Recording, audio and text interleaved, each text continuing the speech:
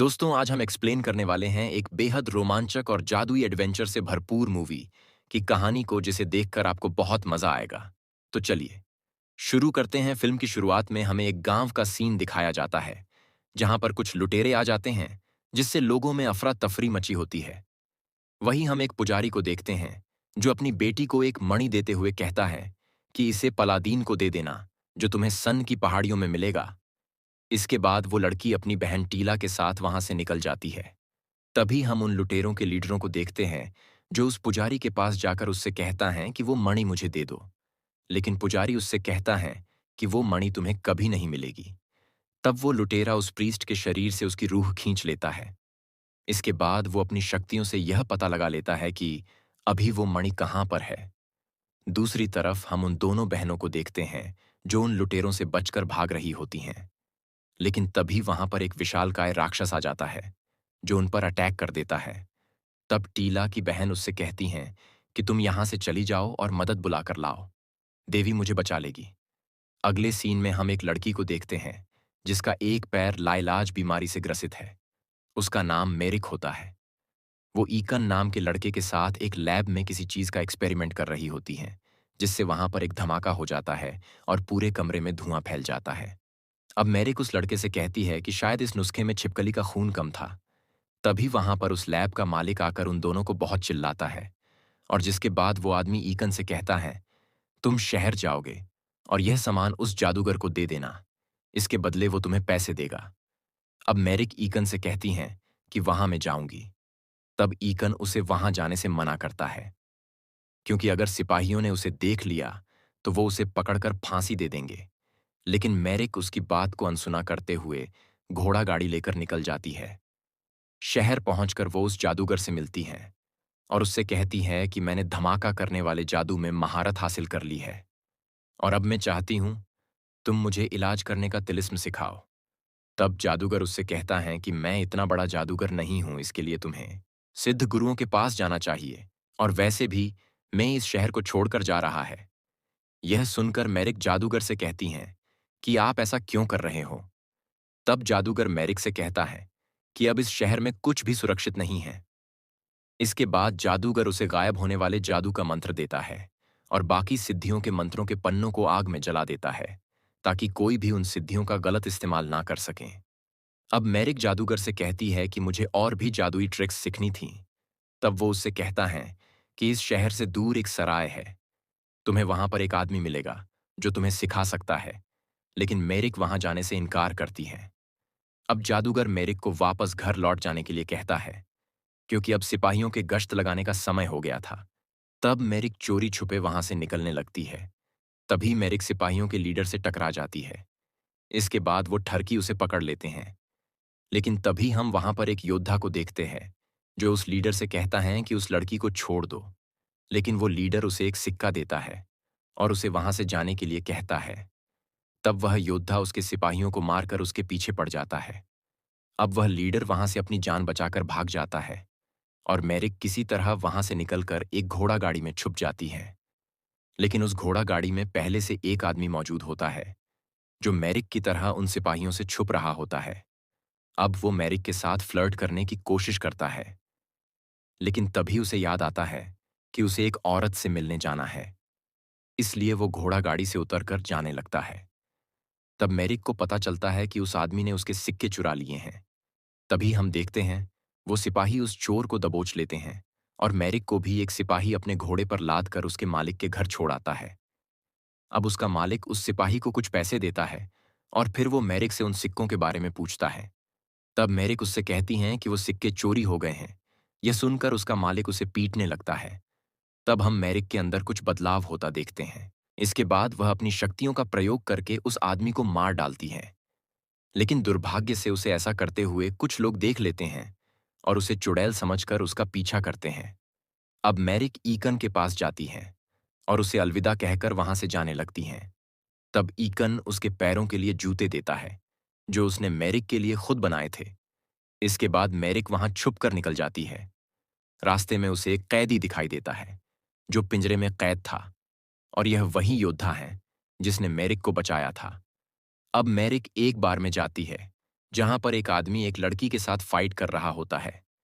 तभी बार का मालिक, जिसका नाम हैमरहेड होता है, वह उस आदमी की गर्दन उड़ा देता है और फिर सभी से कहता है कि कोई भी इस बार में हथियार लेकर नहीं आएगा। अब मैरिक हैमरहेड से कहती है कि मैं एक जादूगर हूं और मैं चोरों को पकड़ने में आपके काम आ सकती हूं। इस पर हैमरहेड उससे कहता है कि तुम जैसी कमजोर लड़की के लिए मेरे पास कोई काम नहीं है। तभी वहां पर टीला आती है और हैमरहेड से कहती कि कुछ लुटेरों ने हमारे शहर पर अटैक कर दिया और वो मेरी बहन को पकड़कर ले गए हैं। मुझे कुछ योद्धाओं की जरूरत है और इस काम के लिए मैं 200 चांदी के सिक्के भी दूंगी। तब हैमरहेड उसका मजाक उड़ाते हुए उन लोगों से पूछता है कि क्या कोई इसकी मदद करेगा, लेकिन इतने कम पैसों के लिए कोई भी उसकी मदद करने के लिए राजी नहीं होता है। इस वजह से टीला दुखी होकर वहां से जाने लगती है। तब मैरिक उसके पास जाकर उससे कहती हैं कि मैं तुम्हारी मदद करने के लिए तैयार हूं। तब टीला उससे कहती हैं कि मुझे योद्धाओं की जरूरत है और तुम सिर्फ एक बच्ची हो। तब मैरिक उससे कहती है कि मेरे पास एक टीम भी है। यह सुनकर टीला उसके माथे पर हाथ रखकर कुछ देखने की कोशिश करती है। इसके बाद टीला उससे कहती हैं कि ठीक है, कल सुबह तुम अपनी टीम के साथ तैयार रहना। अब मैरिक उस योद्धा के पास जाती हैं और उससे कहती हैं कि मैंने एक सौदा किया है और जिसमें मुझे एक तलवारबाज योद्धा की जरूरत है।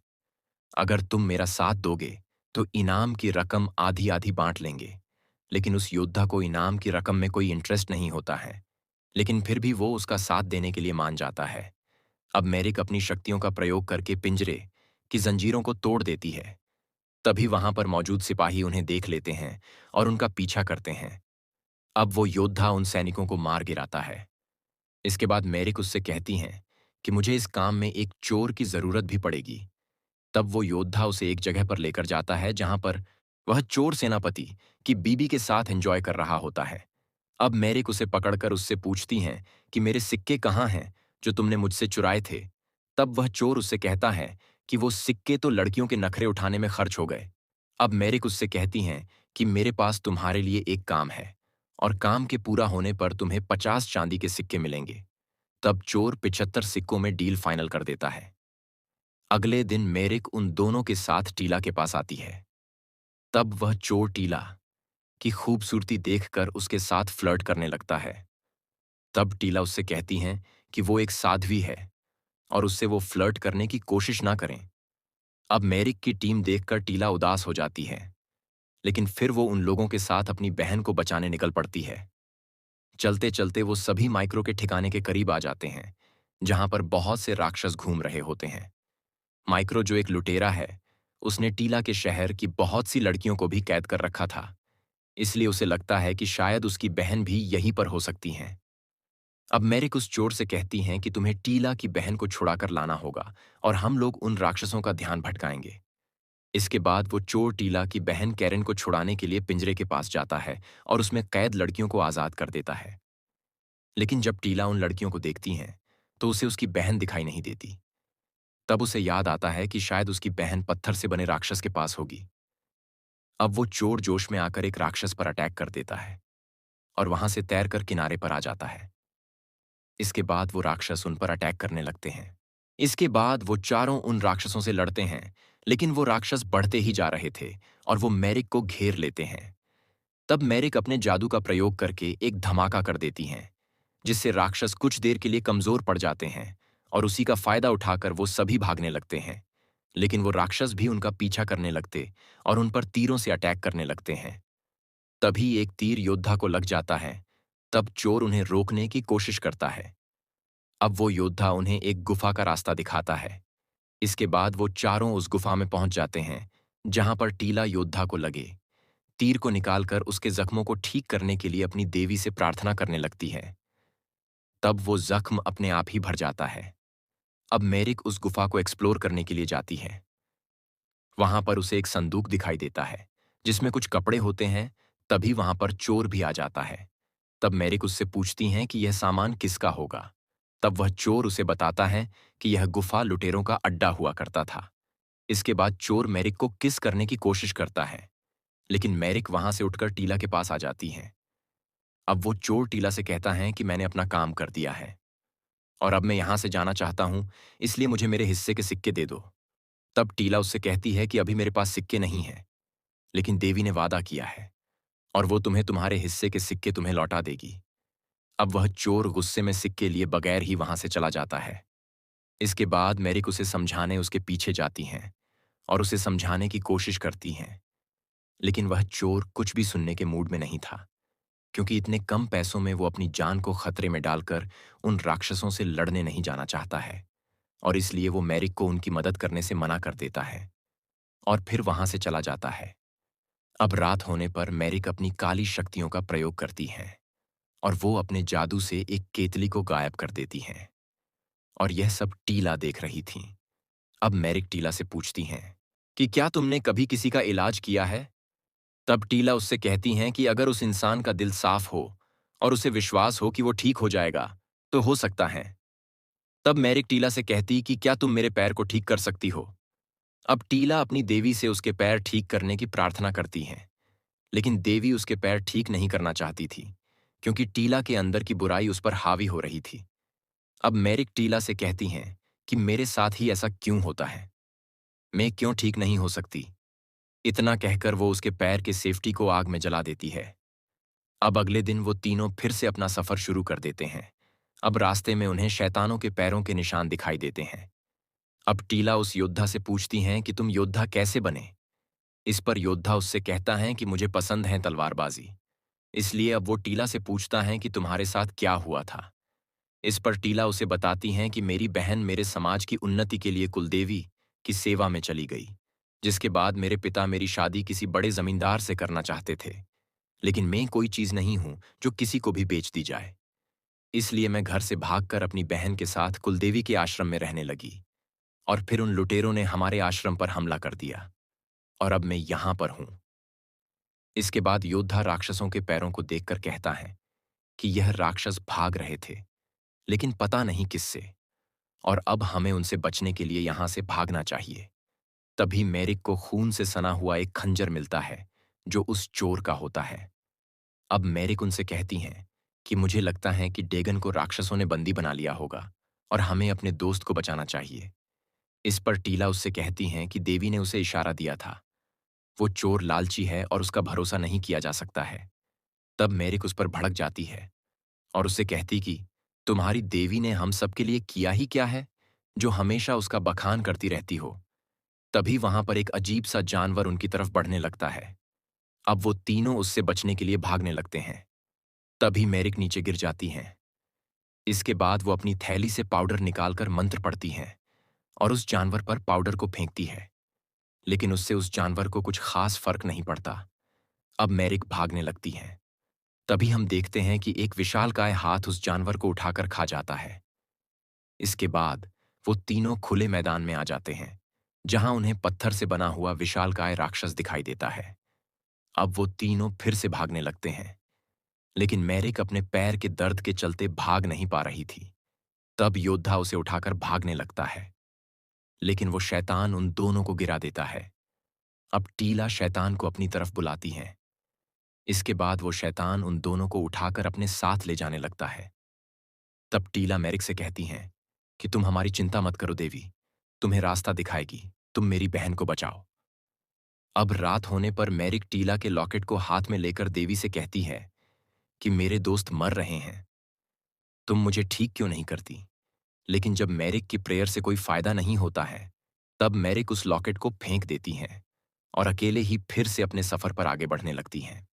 तभी रास्ते में उसे डेगन दिखाई देता है, जिसे इंसानों का खून पीने वाले राक्षसों ने बंदी बना रखा था। अब मैरिक अपने काले जादू का प्रयोग करती हैं और आग से बना विशालकाय सांप को उनके सामने प्रकट कर देती हैं, जिससे वो लोग डर कर उस पर अटैक करने लगते हैं, और तब मैरिक मौके का फायदा उठाकर डेगन को छुड़ा लेती हैं। अब वो दोनों एक जगह पर जाकर रुकते हैं, जहां पर डेगन मैरिक से पूछता है कि क्या तुम भी उन दोनों को छोड़कर भाग आई? तब मैरिक उससे कहती है कि उन दोनों को एक राक्षस अपने साथ ले गया और अब हमें उन्हें बचाना ही होगा, क्योंकि मेरे पास ज्यादा दोस्त नहीं है। अब डेगन मैरिक के साथ चलने के लिए राजी हो जाता है, और फिर वो दोनों उस राक्षस के पैरों के निशानों का पीछा करते हुए उसकी गुफा तक पहुंच जाते हैं। जब वह दोनों उस गुफा में दाखिल होते हैं, तब उन्हें एक आदमी की आवाज सुनाई देती है, जो उनसे मदद मांग रहा होता है, जिसे उस राक्षस ने पत्थरों के नीचे कैद कर रखा था। अब डेगन उस आदमी से कैरन के बारे में पूछता है, लेकिन उस आदमी को कुछ भी पता नहीं था। अब वो चोर गुफा में आगे बढ़ता है। तब उसे बहुत से इंसानों के कंकाल दिखाई देते हैं। अब उसे वहां पर कैरन मिल जाती है, लेकिन कैरन उसे वो मणि देते हुए कहती है कि तुम मेरी चिंता छोड़ो और इस मणि को सन की पहाड़ी के पुजारियों तक पहुंचा दो। लेकिन चोर उससे कहता है कि मुझे तुम्हें बचाना ही होगा। तभी वहां पर वो राक्षस आता है और उस आदमी को उठाकर ले जाता है। इसके बाद डैगन को टीला और वो योद्धा पत्थरों के नीचे दिखाई देते हैं। अब मैरिक भी वहां आ जाती है और फिर वो दोनों उन पत्थरों को हटाने की कोशिश करते हैं, लेकिन वो उन्हें नहीं हटा पाते।